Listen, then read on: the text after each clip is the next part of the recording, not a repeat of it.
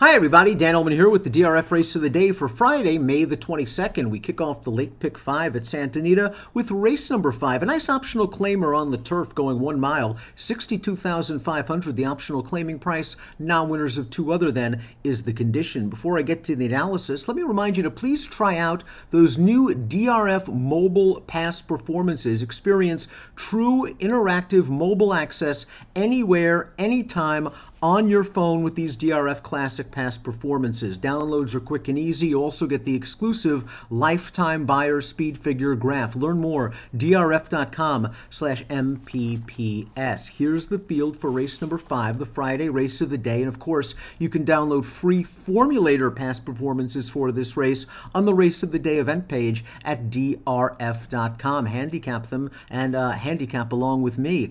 The Timeform pace projector of this race I think is really going to prove key in perhaps unlocking the winner or the top contenders. As we take a look at the pace projector, you'll notice it is a blue bar scenario, which in Timeform US parlance indicates that this race will favor horses on or near the lead, and Timeform US has the morning line favorite, the number 1 Odysseus, expected to make the front. Now, Odysseus has raced twice. He has not been on the lead in either of those races. That indicates there really is no speed in this race. I do wonder if the horse on the outside, King of Speed, the number 8, a horse the Timeform US has relatively close to the pace, if that horse shows a bit more gas stretching out in distance. Either way, Odysseus obviously a contender based on that pace projector and based on his overall form. 2 for 2 in his career. We'll go back to his most recent start, his first race against winners, his first route race, stretching out from 5.5 furlongs to a mile, and this horse has such a nice pedigree. The extra distance, the step up in class, did not faze him. We see him winning. He improved his buyer speed figure 15 points, and he's so lightly raced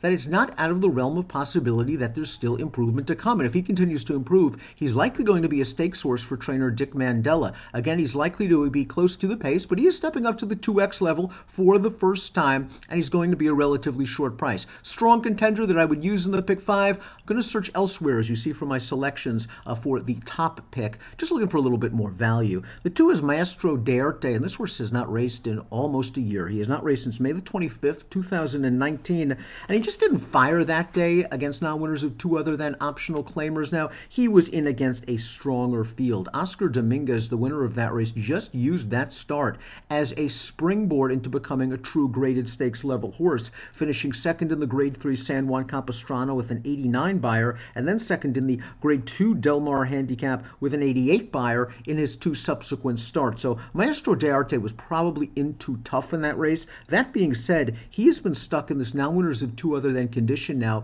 for 7 races in a row. He has not raced in about 362 days, and he's being offered for the tag in his first start off for the layoff. I need to take a wait-and-see approach with this horse, who also is going to need a little bit of pace luck. He likes to come from the back of the pack. The number 3, Order and Law, is in very good form. He won on dirt last time out, and he ran well on turf in this race that we're going to see 2 starts back on February the 23rd. This against weaker starter allowance competition. He sat just off the pace. The pace was not fast, and maybe that hurt him just a little bit at the end as he was beaten by a nose. Again, he was one of 2 next out dirt winners to emerge from this race. The 4th place finisher came back to win a Calbred non-winners of 1 other than with a 92 buyer speed figure on the main track. Order and Law has a little bit of tactical speed. He doesn't have to be too far behind. We'll see how he handles stepping up to the non-winners of 2 other than level. It seems like a pretty big class hike. Kazan is up next, and we're going to watch Kazan's most recent race. They cut this horse back significantly in distance,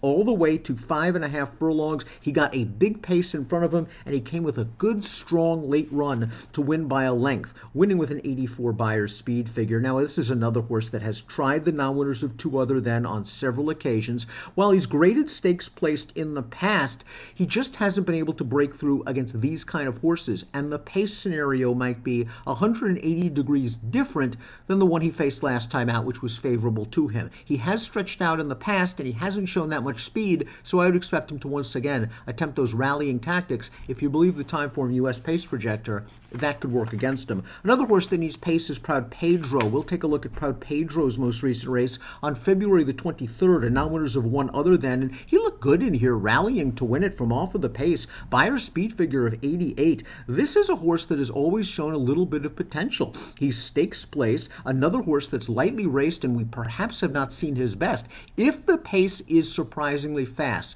Proud Pedro is one of those closers that I think you could depend on to make a good solid run at the end. He is an intriguing contender, but considering the pace scenario, right now I would use him on the bottom of exotic wagers. Gregorian Chant is up next, and Gregorian Chant is a horse that showed a lot of potential as a 3-year-old. He has only started twice this year. I guess you could give him the excuse for his first race back. It was off a little bit of a layoff. He showed speed in a solid paced race, and he tired. He might have needed that race. He might have had to go fast early. That situation, both of them not likely to replicate themselves here. He is likely fitter. The pace will be slower. But last time out, I just couldn't find the excuse. There was a big pace on for Gregorian Chant. He was hanging near the back of the pack, and he only passed a few tired horses in the stretch. Perhaps that race was a little bit tougher in terms of competition. The 7th place horse did come back to run second at Golden Gate for a 62.5 tag over a synthetic surface with an 82 buyer. The winner, a very promising horse in Originaire.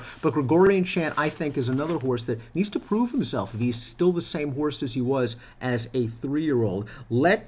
Hit the Road is up next, the number 7. Hit the Road is a 3-year-old. This seems like a pretty tough spot, taking out older horses in his first race off of a layoff. We'll take a look at a formulator fact for trainer Dan Blacker. Let's take it with a grain of salt. Dan Blacker is a very good trainer. Just an interesting stat. Over the past 5 years in races for horses aged 3 and up, coming off a 120-day layoff or greater, he's only 1 for 27. So maybe this horse is just using this race as a prep. I liked what I saw from this horse as a 2-year-old. He won the Zuma Beach. He was steadied a bit when rated in the early portion of that race, came 5 wide on the turn and into the stretch, and 1 going away. He was probably a little overmatched in the Breeders' Cup Juvenile Turf, and in the Cecil B. DeMille, he was wired on a slow pace. And if you know anything about this horse, he is a 1-run closer that's pace dependent. And when he didn't get the pace last time out in the Cecil B. DeMille, it really hurt him.